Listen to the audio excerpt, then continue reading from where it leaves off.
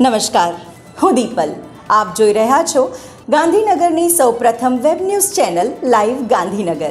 તો આવો નિહાળીએ આજનું જીવતું ધબકતું ગાંધીનગર લાઈવ ગાંધીનગરની નજરે. કલોલ ગાયત્રી મંદિર ખાતે શ્રી સમસ્ત બ્રહ્મ સમાજ કલોલ દ્વારા 13 બટુકની સમૂહ જનોઈનો સુંદર કાર્યક્રમ યોજાયો હતો, જેમાં શ્રી સમસ્ત બ્રહ્મ સમાજ કલોલના કન્વીનર શ્રી દિનેશભાઈ પંડ્યા, પ્રમુખ શ્રી સુરેશભાઈ વ્યાસ, મહામંત્રી શ્રી નિલયભાઈ શુકલ, ખજાનચી શ્રી દર્શનભાઈ વ્યાસ અને શ્રી સમસ્ત બ્રહ્મ સમાજ કલોલના સહુ કારોબારી સભ્યો અને હોદ્દેદારોના સાથ અને સહકારથી તારીખ 16 નવેમ્બર 2025 સમૂહ જનોઈનો કાર્યક્રમ ખૂબ સુંદર અને સફળતાપૂર્વક રહ્યો.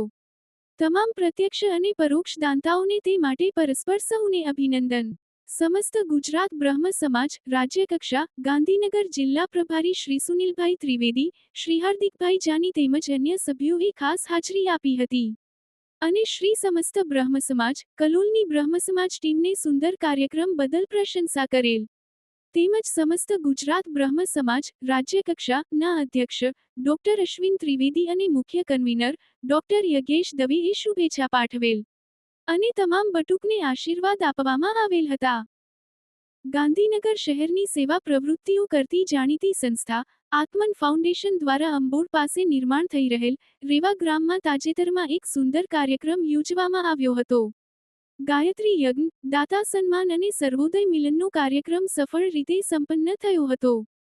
કાર્યક્રમમાં મહેમાન તરીકે સર્વશ્રી દલપત પઢિયાર, જાણીતા કવિ અને રવિ ભાણ સંપ્રદાય ગાદીપતિ ડાહ્યાભાઈ પટેલ, સર્વોદય આશ્રમ વાલમ ઉષાબહેન પંડિત, કેળવણીકાર સર્વોદય કાર્યકર સુરેશભાઈ પટેલ અમદાવાદ અને ડોક્ટર નૈષદભાઈ પટેલ માઢી વિજાપુર આશ્રમ ખાસ ઉપસ્થિત રહ્યા હતા. મહેમાનોના હસ્તે દાતાઓ સુરેશભાઈ પટેલ, ચારુબેન પટેલ, ઉર્મિલાબેન પટેલ, ઉષાબેન પટેલ, નરેન્દ્રભાઈ બારોટ, જગદીશ ઉપાધ્યાય, કે પટેલ, રજનીભાઈ વગેરેનું શાલ ઉડાડી સન્માન કરવામાં આવ્યું હતું. મહેમાનોનું શાલ, પુસ્તક, સુતરની આંટી વડે સંસ્થા દ્વારા સ્વાગત કરવામાં આવ્યું હતું. કાર્યક્રમના પ્રારંભે સંસ્થાના ટ્રસ્ટી સી.એલ. મહેતાએ સહુને આવકારી રેવા ગ્રામની રૂપરેખા આપી હતી. કાર્યક્રમનું ભાવવાહી સંચાલન ડોક્ટર અનિલભાઈ પટેલે સંભાળ્યું હતું. આભારવિધિ પ્રોફેસર રાજેન્દ્રસિંહ વાઘેલાએ કરી હતી. પ્રજ્ઞા પટેલે રેવા ગ્રામની ભૂમિકા મૂકી સહુને વંદન કર્યા હતા. ગાયત્રી યજ્ઞમાં રજનીભાઈ પટેલના માર્ગદર્શનમાં દૈવત મહેતા, ગાર્ગી મહેતાએ પૂજનવિધિ કરી હતી.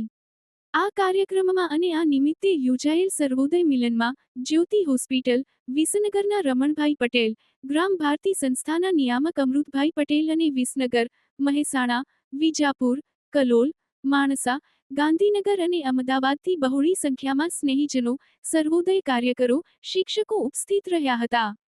કાર્યક્રમ નિમિત્તે દિલીપભાઈ પટેલ, પ્રોફેસર એ.બી. પટેલ, શંકરભાઈ ચૌહાણ અને મુકેશભાઈ પરીખ તરફથી સહયોગ સૌજન્ય પ્રાપ્ત થયું હતું. કાર્યક્રમના આયોજનમાં પ્રજ્ઞાબેન પટેલ, સી.એલ. મહેતા, કનુભાઈ ચૌધરી, અનિલભાઈ પટેલ, લીનાબેન મહેતા, પ્રોફેસર વિનીતા પટેલ વગેરે સહયોગી બન્યા હતા. તારીખ 18 નવેમ્બર 2025ના રોજ મોટા ચિલોડા ખાતે ચિલોડા આયુષ્યમાન આરોગ્ય મંદિર હોમિયોપેથિક આયુષ્યમાન આરોગ્ય મંદિર મોટા ચિલોડા 1 અને 2 તથા GMERS Gandhinagar medical hospital AIDS કંટ્રોલના સંયુક્ત ઉપક્રમે એક સર્વ નિદાન કેમ્પનું આયોજન કરવામાં આવ્યું. આ કેમ્પનો મુખ્ય હેતુ સામાન્ય નાગરિકોની આરોગ્ય તપાસણી અને સામાજિક સેવાઓ અંગે માર્ગદર્શન આપવાનો હતો. કેમ્પમાં નિષ્ણાતો દ્વારા મફત આરોગ્ય ચકાસણી, સલાહ અને માહિતી પૂરી પાડવામાં આવી. મોટા ચિલોડા ગામના કાનૂની સલાહકાર એવા PLV શ્રી નટુભાઈ પટેલ દ્વારા જરૂરી કાનૂની સલાહ સૂચનો પણ આપેલ, જેથી ન્યાય અને આરોગ્ય સેવાઓ સૌ સુધી પહોંચે.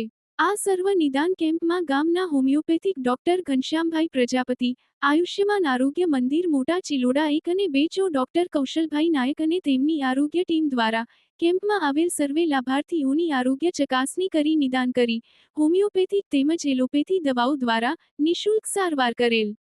આ સર્વ નિદાન કેમ્પમાં GMERS Gandhinagar medical hospital AIDS કંટ્રોલમાંથી આવેલ શ્રીમતી સુમનબેન સોલંકી, શ્રીમતી કિંજલબેન વાળંદ, શ્રીમતી સુજાતાબેન સુત્રિયા, શ્રીમતી પાયલબેન પ્રજાપતિ, શ્રી અજયભાઈ મીર, શ્રી વિહાન અને શ્રી વિપુલ ઠાકોર દ્વારા કેમ્પમાં આવેલ લાભાર્થીનું યોગ્ય સમજૂતી આપી લાભાર્થીની સંમતિથી HIV ની તપાસ કરેલ અને તે માટે લોકોને વ્યક્તિગત સમજૂતી પણ આપેલ. સર્વનિદાન કેમ્પમાં ગામની આશા બહેનો દ્વારા ગ્રામજનોને કેમ્પની માહિતી પ્રસાર કરી લાભ લેવા મોટી સંખ્યામાં દોરી લાવેલ. આમ આ સર્વનિદાન કેમ્પનો લાભ આશરે 112 નશામુક્ત યુવા વિકસિત ભારત અંતર્ગત બજરંગદળ ગાંધીનગર જિલ્લા દ્વારા ભારતમાતા મંદિર ખાતે રન ફોર હેલ્થનો કાર્યક્રમ યોજાયો. જેમાં વિહિપ ક્ષેત્ર મંત્રી અશ્વિનભાઈ, બજરંગદળના ક્ષેત્ર સહસંયોજક જ્વલિત મહેતા, પ્રાંત અધ્યક્ષ હર્ષદભાઈ ગિલેટવાળા, પ્રાંત મંત્રી નલીન પટેલ, પ્રાંત સંયોજક, સહસંયોજક સહિત મોટી સંખ્યામાં યુવાનો જોડાયા. સાથે રાજકીય અગ્રણીઓ ગાંધીનગર ઉત્તર ધારાસભ્ય રીટાબેન પટેલ સહિત યુવાનો આ કાર્યક્રમમાં જોડાયા. કાર્યક્રમ પહેલા ભારતમાતા આરતી કરી અને ઉપસ્થિત મહેમાનો દ્વારા મશાલ પ્રગટાવી અને ઝંડી બતાવી કાર્યક્રમ શરૂ કરવામાં આવ્યો. કાર્યક્રમનો મુખ્ય ઉદ્દેશ્ય દેશના યુવાધન નશાથી મુક્ત રહે એ માટે રાષ્ટ્રવિરોધી તત્વો દ્વારા જે સરહદી સીમાઓ અને સામુદ્રિક સીમાઓ મારફતે ડ્રગ્સ સરળતાથી દેશના અનેક રાજ્યોના યુવાઓ સુધી પહોંચે છે. આ એક સુનિયોજિત ષડયંત્ર આખી પેઢીને નષ્ટ કરવાનું થઈ રહ્યું છે. જે બચાવવા માટે અને યુવાઓને જાગૃત કરવા માટે બજરંગદળ દ્વારા એક સંદેશ દરેક સમાજ સુધી પહોંચે તે માટે આખા ભારતભરમાં આ કાર્યક્રમો કરવામાં આવી રહ્યા છે. તો દર્શક મિત્રો, આપે અનુભવ્યો ગાંધીનગરનો ધબકાર.